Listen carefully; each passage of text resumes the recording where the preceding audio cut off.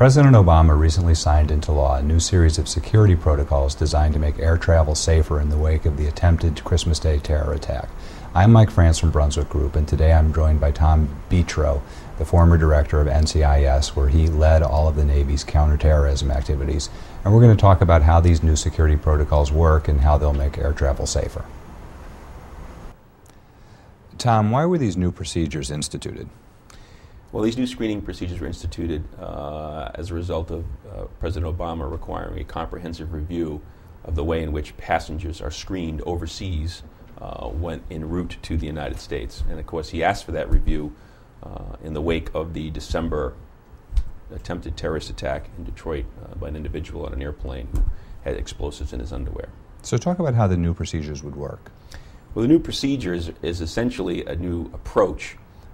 And it's a layer that's going to be put on top of existing procedures. So there'll still be technology, there'll still be some behavioral assessments, et cetera, that are ongoing now. In this case, they're going to add what they're calling targeted intelligence into the mix.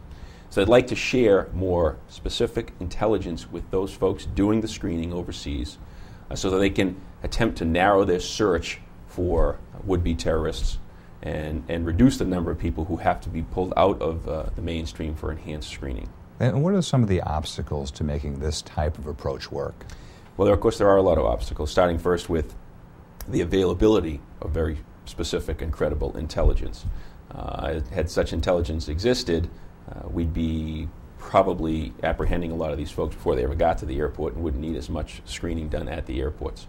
So that's one. Two, the ability to share specific targeted intelligence widely and quickly can be an impediment. Most of it is because of the different laws that different countries have, the different policies that different organizations have, and a history of not being willing to share that type of information from more of an organizational, cultural standpoint, because organizations who deal in the business of information and intelligence realize that that's their power. And so there's still inherently, I think, a unwillingness to share that information across organizations and now across borders.